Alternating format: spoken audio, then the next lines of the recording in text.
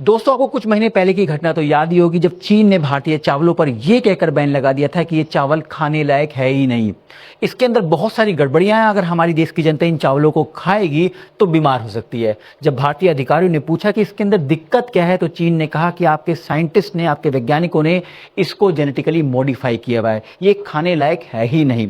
हमारे अधिकारियों ने कहा कि आप सबूत दीजिए, रिपोर्ट दीजिए, कहां पर आपने जांच कराई है, तो चीन ने कोई रिवर्ट नहीं किया। लेकिन दोस्तों, इस बात सबूत भी है और रिपोर्ट भी है, लेकिन चावल भारत के नहीं, चावल खुद चीन के हैं और रिपोर्ट और सबूत दिया है यूरोपियन यूनियन ने। यूरोपियन यूनियन ने चीन की ओर से भेजे गए कंसाइनमेंट पर बैन लगा दिया चावलों के, क्योंकि वो सारे के सारे चावल जेनेटिकली मॉडिफाई थे। अब पूरे के पूरे यूरोपियन यूनियन की मीडिया के अंदर ये न्यूज उठने लगी है, आवाज उठने लगी है कि जो चीन भारत के चावल को ये कहकर बैन लगा रहा था कि ये जेनेटिकली मॉडिफाई है, वही चीन अब यूरोप के अंदर एक बार फिर, क्योंकि पहले भी ऐसा कर चुका है, एक बार फिर यूरोप के अंदर जेनेटिकली मॉडिफाइड चावल भेज रहा है, जिससे यूरोपियन यूनियन की जनता बीमार हो सकती है गंभीर रूप से। आखिरकार ये न्यूज है क्या, तो इसको डिटेल में हम समझने की कोशिश करते हैं। दोस्तों, मेरा नाम राहुल कृष्णव्रत कौशिक है और आप मेरे साथ जुड़े हुए हैं डिकोड डिप्लोमेसी विद राहुल पर।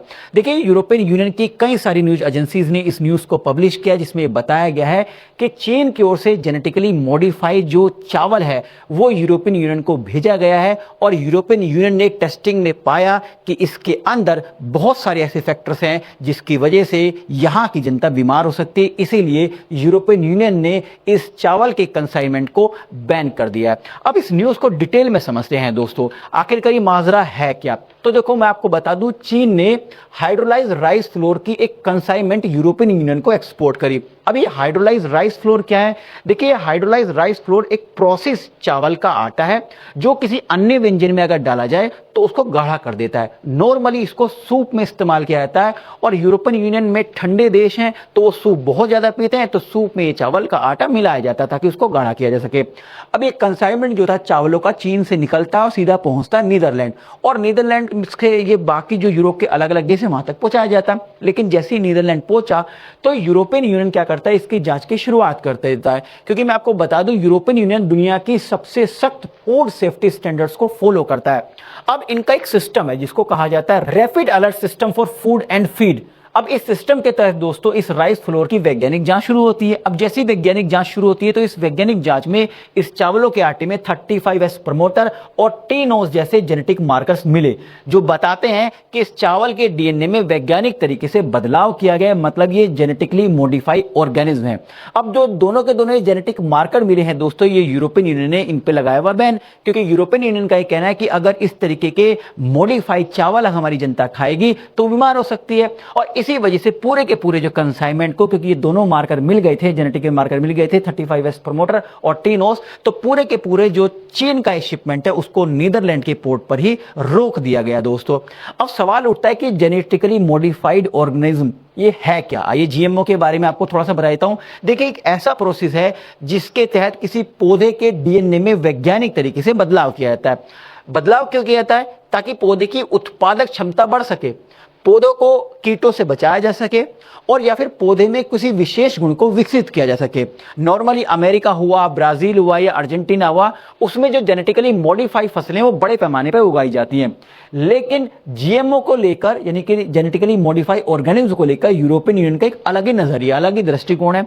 यूरोपियन यूनियन कहता है कि हर जीएमओ जो है, हर जेनेटिकली मॉडिफाइड फसल खराब नहीं होती, खतरनाक नहीं होती, लेकिन बहुत सारी फसल हमारी जो जनता है उनके लिए खतरनाक हो सकती है। इसीलिए बिना वैज्ञानिक जांच और आधिकारिक मंजूरी के किसी भी जेनेटिकली मॉडिफाइड वैरायटी को अनुमति हम नहीं दे सकते। ऐसे उत्पादकों को यूरोपियन यूनियन की फूड चेन में प्रवेश नहीं मिलता, और यही कारण था कि चीन के ये जो राइस फ्लोर है, इस पूरे के पूरे कंसाइनमेंट को यूरोपियन यूनियन ने नीदरलैंड के पोर्ट पर ही ब्लॉक कर दिया, यानी रोक दिया। अब चीन का रोना धोना शुरू हो गया। चीन ने कहा, बताइए, ये तो गलत बात है, ये तो ठीक नहीं है, अब रिपोर्ट का हमें पता ही नहीं है, रिपोर्ट सही है कि गलत है। तो यूरोपियन यूनियन की मीडिया ने कहा कि हमने रिपोर्ट तो दे रहे हैं, हम आपको बता तो रहे हैं कि कौन कौन से जेनेटिक मेंबर मिले हैं। आप भूल गए, आज से कुछ महीने पहले मई महीने में जब भारत के नॉन बासमती राइस चीन पहुंचे थे तो आपने कहा था कि इन चावलों को, ये चावल खाने लायक नहीं, इन चावलों में गड़बड़ी है क्योंकि ये जेनेटिकली मॉडिफाई है। उस समय तो आपने रिपोर्ट नहीं दी और हम तो आपको रिपोर्ट भी दे रहे हैं। मैं आपको बता दूं दोस्तों, आज से 2-3 महीने पहले, 2 महीने पहले मई महीने के अंदर भारत ने एक नॉन बासमती राइस का कंसाइनमेंट जो है चीन को भेजा था। अब चीन ने ये कहते हुए कि इस ये जेनेटिकली मॉडिफाइड ऑर्गेनिज्म है तो हम इन चावलों को अपने यहां पर अलाउ नहीं कर सकते, इससे हो सकता है हमारे देश की जनता बीमार हो जाए। लेकिन दोस्तों बहुत सारे एक्सपर्ट्स का ये कहना है, क्योंकि रिपोर्ट नहीं दी थी, क्योंकि जब भारतीय जो एक्सपोर्टर्स हैं, भारतीय जो अधिकारी, उन्होंने कहा कि ठीक है ये आप कह रहे हैं चावलों के अंदर गड़बड़ी, तो रिपोर्ट दीजिए किस लैब में आपने टेस्ट कराया, क्या इसके अंदर दिक्कत है। तो चीन ने कोई किसी प्रकार की कोई रिपोर्ट नहीं दी, कोई सबूत नहीं दिया। तो इस पर जब कुछ एक्सपर्ट्स उनका ये कहना है कि देखिए चीन को पता है कि इसके अंदर कोई गड़बड़ी नहीं है इन चावलों के अंदर। चीन का एक अलग ही मकसद है, चीन नहीं चाहता कि भारत का जो राइस मार्केट है जो वो उनके डोमेस्टिक मार्केट को, यानी चीन के डोमेस्टिक मार्केट को खा जाए। मैं आपको बता दूं चीन दुनिया का सबसे बड़ा चावल उत्पादकों का देश है, लेकिन जितने वो चावल पैदा करते हैं उससे ज्यादा कि वहां की जनता कंज्यूम कर जाती है।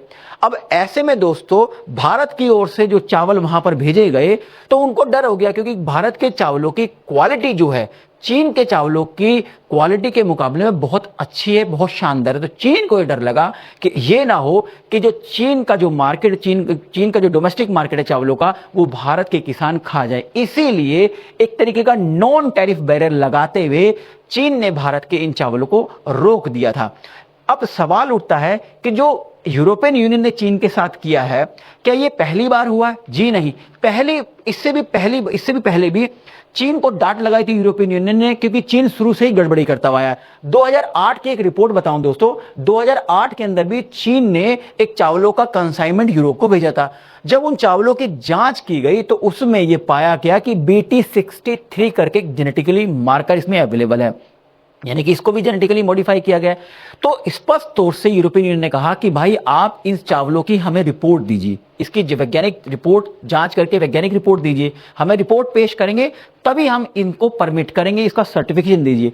चीन ने कोई सर्टिफिकेशन नहीं दिया और पीछे हट गया, तब से शांत था। लेकिन एक बार फिर उसने कोशिश करी कि एक बार यूरोपियन यूनियन के मार्केट में एंट्री कर ले, लेकिन यूरोपियन यूनियन ने फिर दोबारा से जांच कर ली। कहते हैं ना वो दूध का फूका छाछ में फूक मार मार के पीता है, तो कहा वो पहले भी गड़बड़ी कर चुके हैं, इस बार फिर गड़बड़ी कर सकता है। तो इसलिए जब जांच करी तो इस बार 2 जेनेटिकली मार्कर मिले, मतलब वो चावल यूरोपियन यूनियन के अकॉर्डिंग खाने लायक थे ही नहीं, और जो भारत के चावल खाने लायक थे उसको अपना मार्केट बचाने के लिए चीन ने बैन कर दिया। मतलब चीन की दोगली नीति है, अपना एक्सपोर्ट बढ़ाना चाहता है, अपना मार्केट एनहांस करना चाहता है और भारत जैसी उभरती हुई इकोनॉमी को रोकने की पूरी कोशिश करता है। तो आई थिंक इस वीडियो के माध्यम से जो इन्फॉर्मेशन मैं आप तक पहुंचाना चाहता वो पहुंच गई होगी। जाने से पहले एक रिक्वेस्ट है दोस्तों, अगर आप हमारे चैनल पर पहली बार आए तो चैनल को सब्सक्राइब करना ना भूलें और आप बेल आइकन को जरूर प्रेस करें ताकि जो भी मेरी लेटेस्ट वीडियो आए उसका नोटिफिकेशन आप तक पहुंचते रहे। तो मिलते हैं अगली वीडियो में, तब तक स्टे ट्यून्ड, बाय बाय दोस्तों।